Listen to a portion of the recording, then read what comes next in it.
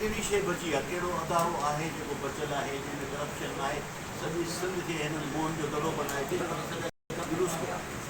असांखे अमन खपे, असांखे ॾिसो न हिकिड़ो माण्हू मटाए ॿियो माण्हू ईंदो त वरी अलाए कहिड़े क़िस्म जो माण्हू हूंदो छा हूंदो। असां उन्हनि खे इहो ई चयो आहे असांखे अमन अमान बहाल करे ॾियो, असांजे माण्हुनि ते नाजाइज़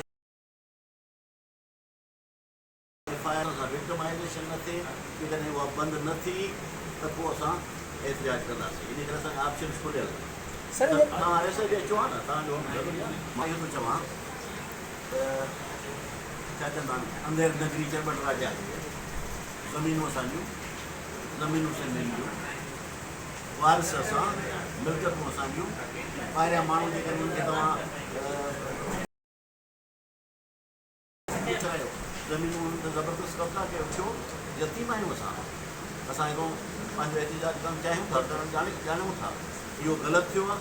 जेको थियो आहे हिकिड़े माण्हू खे नवाज़ण लाइ तव्हां सॼी सिंध खे तबाह बर्बाद कयो, इहो शर्मनाक उहा थियो आहे। इन ते केस ख़तमु कया वञनि ऐं इन जो बाक़ाइदे हिकिड़ो इंक्वायरी कमीशन, जुडिशल कमीशन में जेका ख़बर पए त कंहिं कयो। साईं जेकी सिंध हुकूमत जेकी बजट पेश आहे सो आहे मुराद अली शाह जे खीसे में या ग़लतानी साहब जे खीसे में, लेकिन छा ॾिसां आहे कान बजट किथे जी इस्तेमालु थिए, कंहिंजे मथां ख़र्च थिए। मूंखे ॿुधायो हिकिड़ी शइ त ॿुधायो न जेका हिन 13 सालनि में हिकिड़ी निशानी ॾियो, हिकिड़ी। इहा बजट वञे थी खीसनि में, इहा बजट इहा बजट माण्हुनि जी आहे, ग़रीबनि जी आहे, टैक्स जे पैसनि जी आहे। गॾो गाॾो वारो जेको आहे उहो बि टैक्स थो ॾे, ग़रीब माण्हू बि टैक्स थो ॾे। इहे पैसा खाली था वञनि। कहिड़ी बजट आहे इहा? मां इहा बजट केस आहे साईं जेकी लोड शेडिंग आहे, ॾींहों ॾींहुं लोड शेडिंग वधंदी वञे। वफ़ाक़ी हुकूमत तव्हांजी हुकूमत आहे, तव्हां जॾहिं दादू ज़िले में वियो त हिते नो लोड शेडिंग हुई, ज़ीरो लोड शेडिंग। हाणे हिते 24 कलाकनि मां 20 कलाक लोड शेडिंग आहे। उहो तव्हां कीअं था ॾिसो? तव्हां त मां कल्ह इहा प्रेस कॉन्फ्रेंस कई, रियाज़ साहब त कोन हुयो, तव्हां आशिक़ साहब वेठो आहे, उन्हनि सेक्रेटरी हेॾां वेठो आहे, शिवदार ख़ान वेठो आहे। मां कल्ह तफ़सीली प्रेस कॉन्फ्रेंस कई आहे लोड शेडिंग। मां तव्हांखे हिकिड़ी ॻाल्हि ॿुधायां थो, जॾहिं मां वज़ीर हुउसि तॾहिं लोड शेडिंग न हुई। इहे बिल बि वठंदा हुआसीं, रिकवरी बि थींदियूं हुयूं, लोड शेडिंग बि न हुई।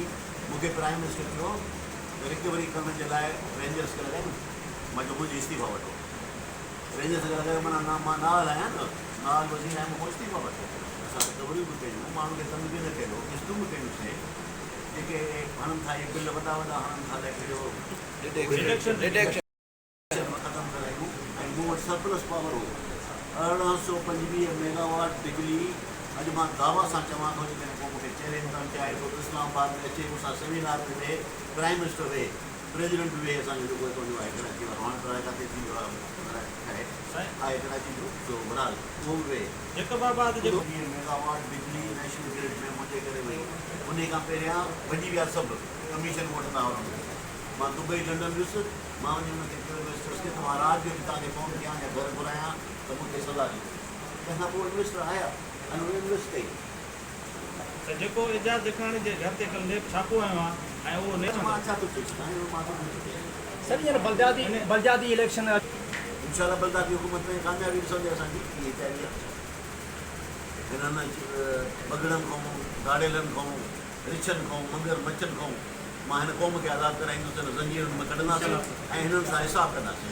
साईं हिकिड़ो सुवालु आख़िरी त इहो कहिड़े प्लेटफॉर्म था तव्हां इहो BD इलेक्शन हूंदो? PTI प्लेटफॉर्म ते प्लेटफॉर्म ते वेठा आहियूं। सर हींअर मुंहिंजो जेको मुस्लिम लीग नून सूबा जो सिंबल खे कीअं था ॾिसो?